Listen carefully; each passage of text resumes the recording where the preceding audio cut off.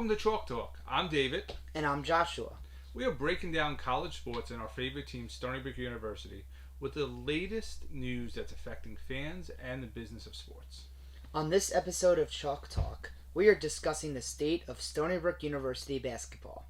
We will reflect on what went well last season and what can be improved upon.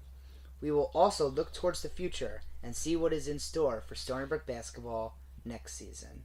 Well, this past season was just so exciting. I can't believe we had two teams, women's and men's, get into the championship games of the CAA. Could you believe that? No, really couldn't. Especially with where our men's basketball ended last year. We were seventh in all of CAA. Like usually seventh place teams don't make it to the championships. But we did. We actually put so much effort and energy and heart into our team last year, especially in the championships. They were on fire. Oh, they were so good. They had to take down some really good teams to make it to the end. They beat down Northeastern. That was the 10th seed. But then they went up against Drexel, who a few weeks before they lost to Drexel by 5 points, and they had to play Northeastern and then Drexel the next day, and it ended up going to double overtime. But Stony Brook ended up winning the game, and then after that they had to play our rivals Hofstra, and Hofstra they beat us twice. I know, and Hofstra has been killing us all season. But then them coming in as our competitor, we really had to step it on because we wanted to get to that Charleston game. Charleston has been the leader in the CAA for a number of years, and we knew that if we got into the championship with Stony Brook versus Charleston, that was going to be our rival that we had to actually compete and do something about. And we did. We made it all the way to overtime. Like, Charleston generally blew out teams by 20 to 30 points. When we played Charleston at Stony Brook for the first time, the betting odds were that Charleston was going to beat us by 20, 25 points. The betting odds, it's going to be a blowout. And I couldn't believe that the betting odds were trying to say that Charleston was just going to clamor us. We really turned it on in every Charleston game. Yeah, we only lost that game by 5 points. Wow. So it was a really close game. I remember I was listening to the post game interviews with Gino Ford and Pat Kelsey, who is the Charleston head coach, and both of them were like, Stony Brook was a good team. You have to watch out. And Charleston had to game plan for Stony Brook. Pat Kelsey said we were going to be a force, and he was right. In the championship game, we forced an overtime on Charleston. Remember, Charleston crushed teams normally, and they had been crushing all season as they did it. And when they came to their champions game and they saw how much of a hot streak we were on and the heart we had with all our players, that's where we took it on into that championship. And that's why I think men's basketball had such a high season this past year from a Stony Brook perspective. And I think that is going to only carry us going into next season so well. So when you start thinking about it, obviously with Stony Brook fans, that's where it was. But what happened on the women's side, Josh? So the women's side is a little bit different. Okay. So our women came into the season as the CAA favorites. We were our net ranking was in the 60s or 70s, which meant we're like the 70th best basketball program in the country for women's basketball. Now, but that was Ashley Langford coming in and doing such a great season last season, and then following it through this whole season. Because didn't we do well? If I remember right, looking at the stats the other day, we won the first in the CAA league. We were the league champions. Correct? Yeah, we were the CAA regular season champions. We beat almost every single team. It was and some games it just wasn't even close. We just blew teams out of the water. Well, that's crazy. So we're the reverse. We're being the Charleston. So of we the were the women's. Charleston, yes. How can we be the Charleston of the women's? Because so the thing is, Ashley Langford is very big on hustle, very big on defense, and letting our women control what's done on offense. And they always say defense wins championships. And man, defense won us that regular season championship right there. Well, that's the whole thing. And then we were going into the championships of the CAA with such a high as we did it. Yeah, we definitely were the favorites to win the CAA championship. I was there for the quarterfinals and the semifinals, and look, when I was watching those games, it looked like no one could beat us. Well, that was great, but then we had a problem when we went into the championship game. So I wouldn't call it a problem. I would Okay.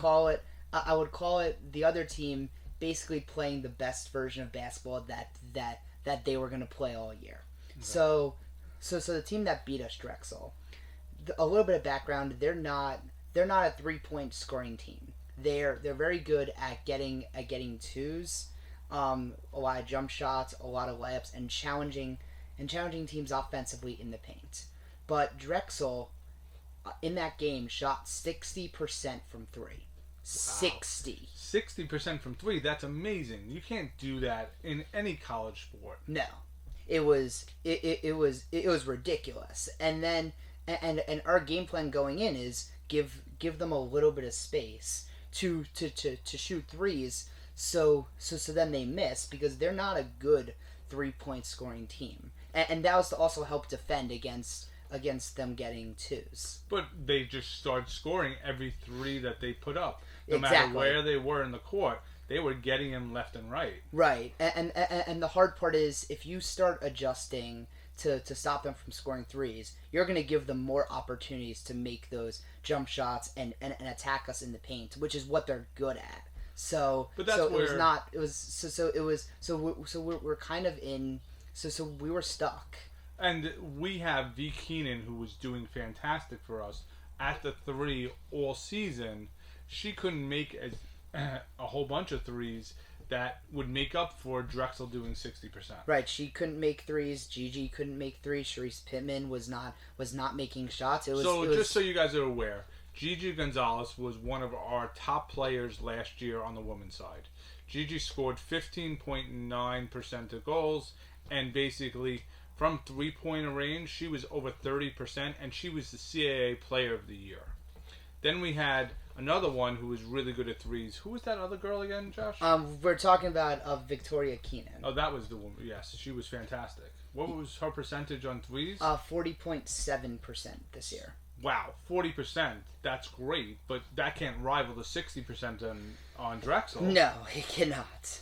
So that made us fall down a little bit, and especially in the championship game. Yeah, and I was there, and I could tell like we were not gonna win because like the energy wasn't there. Drexel was just making every single three they put up, and I was talking to people, and they were like, "Why didn't we adjust on their threes?" And I said, because then we're gonna give them the opportunity to make jump shots and twos, which is what Drexel's good at. So we were gonna lose the game either way. Which is really that made it be a low point for our Stony Brook women's basketball this season, and that's always a hard point as you're figuring that out. However, it was not the end of our season though. What do you mean? I thought that was the end. So there's this new tournament called the WBIT, Okay. the Women's Basketball Invitational Tournament. But that's different than the NIT. That is correct. Okay, tell me about that. So the Women's Basketball Invitational Tournament is a tournament developed by the NCAA. It's not the NCAA. It's not the WNCAA tournament, but it's like the next level down for all the teams that like did well but not well enough to make it to the WNCAA. So our women's team, we were gonna go face Miami. Miami was the best team in that did not make it to the WNCAA. However, they decided to back out. And did they back out because this was a new tournament, or did they back out just because they were like, you know what, you didn't give us a bid to the NCAA, so we're not playing? Exactly right. They backed out because that's exactly right. That's crazy. No, they said they were. St. John's did this too for the NIT. They protested and said and said we're not going to play your tournament because we thought we deserved to be in the WNCAA. That's crazy, and I think that really makes an impact on who these players are and who these teams are is doing it. So since we didn't play Miami, who do we play? We actually ended up playing James Madison, and for a little bit of history, Yep. Our head coach, Ashley Langford, she coached at James Madison before coming to Stony Brook. Wow. So it was actually Langford against against the head coach at James Madison, who was there when Ashley Langford was an assistant coach, and going into this game, not people weren't super sure who was going to win Stony Brook versus James Madison. I had the belief that Stony Brook was always going to win because we were a more complete team, and also our net ranking was a lot higher. Right. And it doesn't matter about the net ranking, but we had a better team. Our teams, from an Ashley Langford standpoint and a Gina Ford, spent a lot of time doing a lot of team development. And that's the one thing I've always liked about both our coaches on the basketball side. They're doing team development so much that they work together. You may have a superstar come out, but that's not the objective. It's that team aspect. And as you start thinking about the changes that are happening throughout the one and done era, this is one of those things that's unique from our basketball teams. Well, yeah, it's culture building. That's what they do so well. And look, that led us to beat James Madison, and then we ended up playing Illinois, who actually ended up winning the whole WBIT. And spoiler alert, we did end up losing to Illinois. It was kind of a mismatch. They were taller, stronger, faster than us. It was, we were never going to beat them. They were better than Minnesota, who was the only other Big Ten team we played, and they beat us by 13 points. It was not going to happen, but look, I have to give lots of props to our ladies. We made it to the second round of the WBIT, beating James Madison. That's, I think, our first ever postseason win for our women's side ever. Right, but that was great, and I think both teams came out this year and played great. But then what happened, as we now are out of the season, we're now dealing with all kinds of coaching changes because we had somebody leave, right? Yeah, so because of how well our women's head coach Ashley Langford did, her alma mater, Tulane, decided to give her the head coaching job.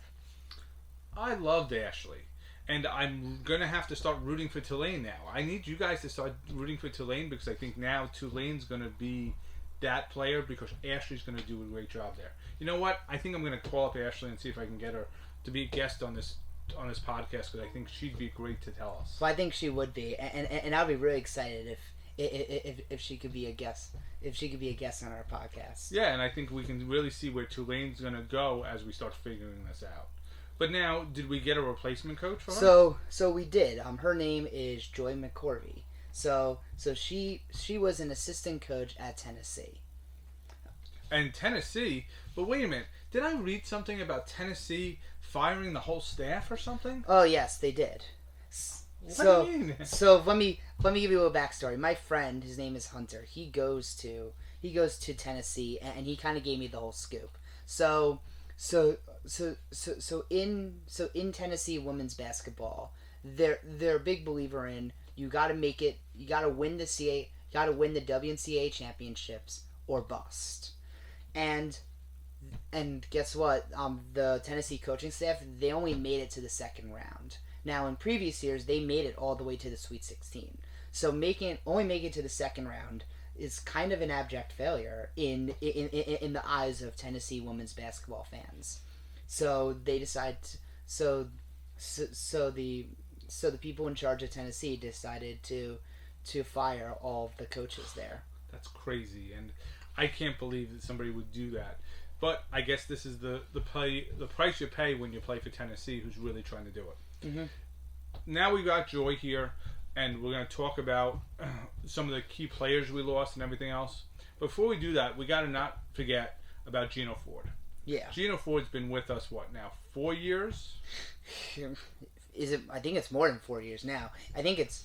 You have to remember he was the assistant coach under Jeff Bowles. Yeah, but now as a head coach, Gino's been through the ringer. He was through when we had COVID, and he had to deal with that as a head coach, and he did great. And he's that great team builder we were talking about. And now with Gino going in and bringing us to the championship of the CAA from us being 7th in the CAA shows the level of rapport and relationship he builds with the players. And then he's got a great assistant coach also. Yes. What's that guy's name? I can't remember. Dan Ricard. Oh my God, Dan! Isn't he been around forever? I've heard that name for such a long time. So yeah, Dan Ricard actually was an assistant coach under our previous head coach named Steve Peichel. Okay. And Steve Peichel was the head coach that really made Stony Brook men's basketball relevant in the basketball landscape. And then he went on to Rutgers, if I remember right. Yeah, that is correct. He did. And now Dan's using his skills from now the Rutgers head coach to help us. That should be a great combination with him and Gino. No, absolutely. Dan's the guy who focuses on like all the defense and making sure and making sure defense is handled. And Gino is such a great culture builder. All the players love Gino. Like I've spoken to a lot of the men's basketball players, and they cannot stop talking about how much they just love Gino and love playing for Gino. So then Gino really brings that other culture dimension that we need as we start figuring it out. Yeah. So now we've got these great coaches, but we lost Tyler Stevenson Moore, Dean Knoll, Aaron Clark, Chris Mido, and Keenan Fitzmaurice. Those are our star players and our key players that we lost going in. We had Tyler, who was the leader. We had Dean, who was the outside three-pointer. We had Aaron, who was a three-pointer. And we lost our big guy, Keenan Fitzmaurice. Mm-hmm. I don't think they're going to be replaceable. Do we even have a shot of actually doing anything this year? Are we going to get any players that are going to help us? Well, the good news is we got some pretty darn good players. We did! How the heck did we do that? So I think a lot of this falls down. I think a lot of this is because of how well we did in the CAA playoffs and into the CAA championships. A lot of guys are now looking at Stony Brook as like a step up. This is a team I can go and play for. If I play well, I do really well. I can then start thinking about putting my name back into the portal and then committing to some of the top schools. So there are a lot of guys who played CAA basketball who are now starters, who are now rotation players, who are now really, really great players for some of the best basketball schools in the country. And now we're starting to see guys come to Stony Brook, come to Hofstra, come to Charleston, come to Delaware, and others, and say, if I play well here, I can get the attention of the big schools. Which is what they're looking for, because eventually they're looking for NIL money. So who did we get? Did we get anybody to help us replace some of these key players? Yes, we did. So we got someone named Ben White. He actually played on William and Mary 2 years ago. He scored 10.9 points per game and also got 5.2 rebounds per game. So Stony Brook was in 10th place 2 years ago. And then, we were 2 years ago, but because we were 7th place last year, right? And then we came in, yeah. And 2 years ago, due to Ben White, William and Mary was in 8th place. Okay. So that's a pretty big step up. He's he's 6'9", he has amazing footwork. He can do some really cool things under the basket, and is really good at the pick and roll. I am really excited for Ben White. I think he'll be a starter. That's great. Absolutely. And who else did we pick up? So we picked up this guy from a junior college. His name is CJ Luster. The thing to take note from him is that throughout last season he had 48% from 3-point. So Wow. 48% of the shots he took from 3-point went in, Well, that's great. which is amazing. And he was ranked the 22nd best JUCO in all of America. And JUCO is junior college. So if anybody who's watching and wants to know what that is, that's junior college ball who's coming into play. All right. Who else did we get? So we got this guy. His name is Joe Octave. He's 6'4". He is from Holy Cross, and the most memorable moment for Joe Octave is when he scored 33 points and 11 rebounds, give or take, from against Georgetown, leading Holy Cross to beat Georgetown last year. Wow, that's great. He's 6'4". He classifies as a guard. He can run really fast. He's very good under the pick and roll. He doesn't have the best 3-pointer, but he's good at shooting threes. And yeah, I'm really excited. I also see Joe Octave as a starter for Stony Brook. And let's pick one more guy that we actually got. We can talk about because I want to jump to the women's side today. So the other guy of big note who I want to talk about is this guy named Jeremiah Nyarko. So he was also in JUCO last year. He's that guy with the really good feel good story. He was initially from Ghana and then. So he's born in Ghana? He was born in Ghana. Okay, and then did he migrate here? Yes, he did. So basically, so he immigrated to the U.S. Well, the reason he emigrated to the U.S. is because some NBA scouts caught wind of him in Africa. Really? And then he ended up going to high school and playing with Bronny James. Wow, Bronny's great. Yes, and this guy Jeremiah Nyarko, he scores 14 points per game. He's big, he's fast, he's athletic, he's very good from 3-point range, and yeah, he did this while only playing 14 minutes a game. So imagine if he played more, he could have even better stats at Stony Brook. No, that's great. So then we've got some really solid replacements. So maybe I don't have to worry as much as we start figuring it out. That's exactly right. Now, with Joy coming on board, I'm sure Ashley Lang is going to take maybe one or two of our players. Like, I remember Sharice Pittman. She was fantastic under the boards and everything else.